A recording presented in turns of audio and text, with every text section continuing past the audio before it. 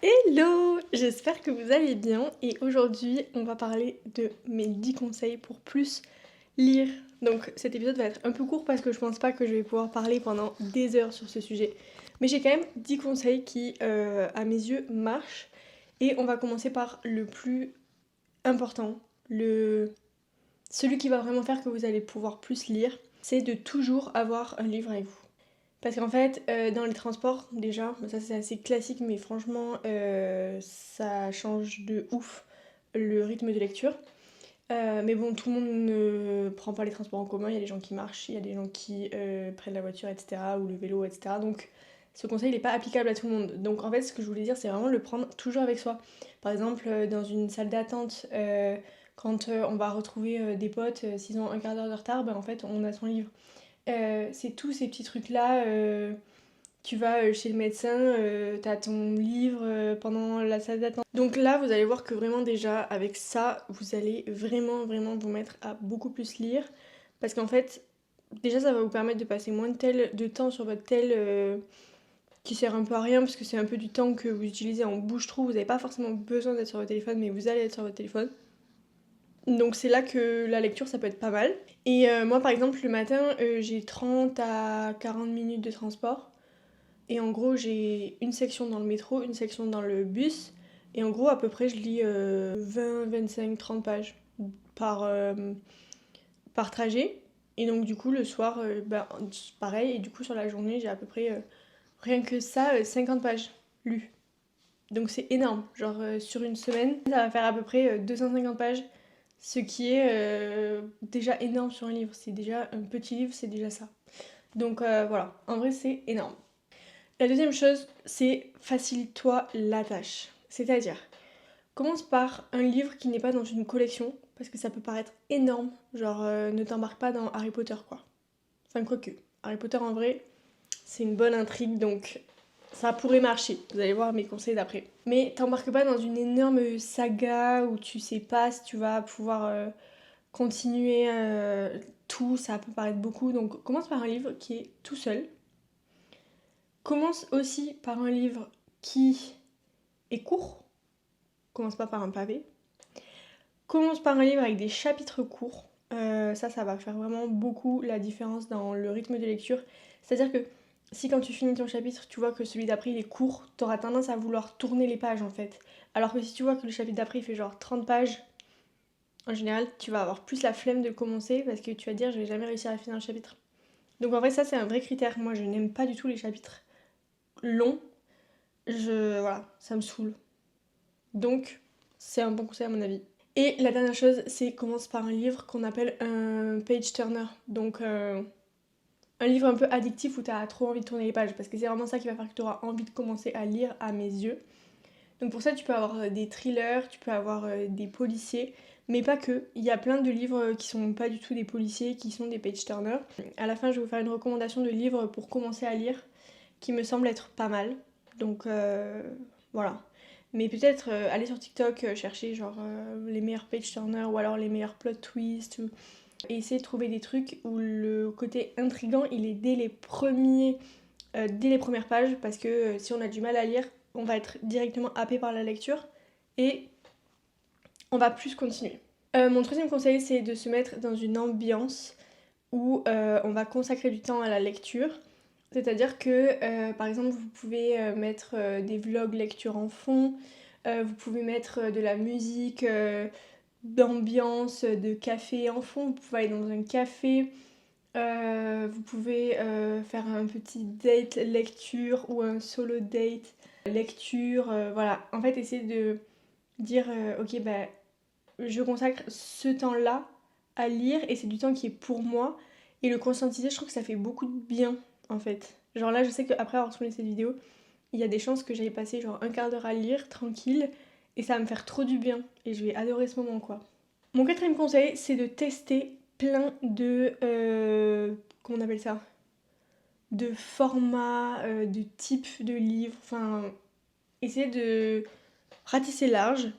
Par exemple, je sais pas moi, peut-être vous allez grave aimer la science-fiction, la romance, le policier, l'aventure, enfin voilà, essayez d'aller chercher autre chose que ce que vous connaissez. Ne commencez pas forcément par un classique parce que vous vous dites que c'est ça qu'il faut lire. Bah en fait si vous avez jamais vraiment lu, commencez juste par lire un truc qui vous donne envie. Si c'est un classique, trop bien. Si c'est de la romance, trop bien. Enfin genre, essayez de juste prendre un livre qui vous donne envie. Et déjà ça commencera mieux. Et par exemple, si vous n'avez pas encore trop l'habitude de lire et que ça vous paraît genre une épreuve, bah peut-être commencer par lire des animés, j'allais dire. Des mangas. Genre moi la dernière je me suis mise à One Piece et j'ai trop kiffé. Genre c'est trop bien. Et ça va hyper vite, tu lis énormément. Donc ça c'est trop bien. Mon cinquième conseil, ça va être d'intégrer un book club. Vous le savez, j'ai intégré un book club le mois dernier à Toulouse et c'est trop chouette en fait de pouvoir discuter avec des personnes qui aiment lire et surtout ça permet de découvrir des nouveaux livres, de découvrir des nouveaux thèmes, des trucs qu'on n'a jamais vraiment testés et je trouve ça trop chouette. Franchement, j'adore l'idée. J'ai découvert des livres trop chouettes que j'ai pas encore lus mais j'ai trop hâte grâce au book club donc c'est trop chouette, vraiment. Et puis en plus, tu consacres vraiment du temps à la lecture. Quand t'as une lecture commune, t'as vraiment cet objectif de finir le livre à temps. Donc ça fait un petit challenge et tout, c'est pas mal en vrai. Mon sixième conseil, ça va être de flâner dans les librairies. Parce que, enfin, moi je sais que c'est un endroit où je me sens hyper inspirée, hyper bien. J'adore les couvertures de livres, les couleurs et tout. Et du coup, quand je vais à la librairie et que j'achète un livre, après je suis trop contente de pouvoir le lire. Bon, maintenant que j'ai la liseuse, c'est plus comme ça que je fais. Je vais en librairie, je prends en photo et après j'achète sur la liseuse. Mais en vrai, le truc est pareil. Du coup, je suis dans la même ambiance en mode oh là là, j'aime trop. Aller dans les librairies et après, t'as juste trop hâte de commencer ton livre. Donc voilà. Et sous conseil, on va dire, n'achetez pas 3-4 livres dès que vous allez à la librairie, à part si vous habitez loin de la librairie et que vous n'avez pas le choix parce que c'est plus pratique. Mais sinon, le problème c'est que tu vas aller à la librairie, tu vas en acheter 3-4, tu vas être trop contente et tu vas avoir trop hâte, tu vas lire le premier et puis après la hype elle va être passée et tu vas entasser les livres que tu ne vas jamais ouvrir. Donc t'en achètes un, tu le lis, tu retournes à la librairie, t'as de nouveau ce truc de oh là là, qu'est-ce que je vais choisir, j'ai trop envie de tout découvrir. T'en achètes un, tu le lis, et voilà, et comme ça t'as pas une pile à lire de 20 livres, parce que c'est trop chiant. Voilà. Mon septième conseil, ça va être de dédramatiser. Voilà. Dédramatisons la lecture. Déjà parce que enfin ça a rien de fou. Enfin c'est rien de fou, c'est pas difficile. Enfin dans le sens où c'est un loisir, il n'y a pas à se forcer. Enfin voyons, dédramatisons le truc. Genre c'est pas un truc à réussir à faire où on échoue ou quoi, non, c'est juste tu lis un livre. Donc dédramatisons ça, et genre juste commence à lire, c'est tout. Genre le vois pas comme un truc à faire, un truc dans la to-do, tu vois, genre non. Et avec ça, mon huitième conseil du coup c'est de ne jamais se forcer. Alors je sais que j'ai entendu des gens qui disent force-toi à lire avant de dormir et tout. Et je comprends l'idée parce que genre mon conseil d'après ça va être un peu ça. Mais c'est pas genre force-toi. Dans l'idée pour moi il faut jamais se forcer à lire, c'est un loisir en fait. Donc si c'est se forcer ça va pas. Mais l'idée c'est ne le vois pas comme une obligation déjà. Et la deuxième chose c'est si un livre te saoule, arrête-le. Voilà, c'est tout. Moi je sais que j'ai du mal avec ça. J'ai même du mal à arrêter une vidéo YouTube en cours parce que j'ai ce côté un peu finir les choses et tout, c'est débile. Et du coup les livres j'ai un peu du mal, mais franchement quand j'aime pas un livre, bah, juste je l'arrête et après je me dis bon là ça te frustre parce que tu l'as pas fini mais dans 3 jours t'auras oublié que t'as pas fini ton livre et voilà, enfin franchement passons à autre chose donc si t'aimes pas le livre, bah change quoi. Ça sert à rien de se forcer à lire un livre, franchement ça sert à rien. Du coup mon neuvième conseil, bah, ça va être ce que je disais avant, d'essayer de poser son téléphone avant de dormir pour à la place plutôt lire. Genre lire ça me met vraiment dans une sensation un peu d'apaisement et du coup après je m'endors. Et c'est trop bien, du coup mon corps il est habitué. Et en plus c'est vraiment un moment hyper... Enfin c'est mieux pour le sommeil et tout donc en vrai essayez quand même de lire avant de dormir, c'est quand même mieux que d'être sur son téléphone. Mais bon peut-être que vous n'êtes pas sur votre téléphone, j'en sais rien. Et du coup, mon 10e conseil, c'est de se mettre un objectif. Alors pour moi, l'objectif, il vaut mieux qu'il soit mensuel ou annuel, mais pas journalier ou hebdomadaire, parce que je trouve que ça devient trop strict. Si c'est journalier en mode 10 pages par jour, je trouve que c'est trop strict parce que y a des jours où tu n'auras pas envie, il y aura des jours où tu auras hyper envie, enfin... Bon, voilà, je trouve que c'est trop strict de faire par jour, même par semaine. Genre, il y a des semaines où on a plus de trucs à faire, on a des semaines où on a plus de temps. Donc voilà, je trouve qu'un objectif à la semaine, par exemple un demi-livre par semaine, ce qui est déjà énorme, ou 100 pages par semaine par exemple. Pareil, je trouve qu'une semaine, d'une semaine à l'autre, si tu lis pas du tout, ça peut être beaucoup. Donc pour moi, le mieux c'est de se fixer un objectif par mois. Si tu commences à peine à lire, en vrai, je te dirais de lire un livre par mois. C'est un très bel objectif. Et après, tu verras si tu peux augmenter ça. Mais je trouve que pour une première année, lire 12 livres, c'est trop bien, franchement. Je pense que ça peut être un bon objectif. Voilà. Comme je vous l'ai promis, je vous fais un petit peu mes recommandations de livres pour commencer à lire. Alors, ma première autrice que je vais vous recommander parce qu'elle est vraiment good vibe et les chapitres sont courts et c'est hyper divertissant et tu lis hyper vite, c'est Virginie Grimaldi.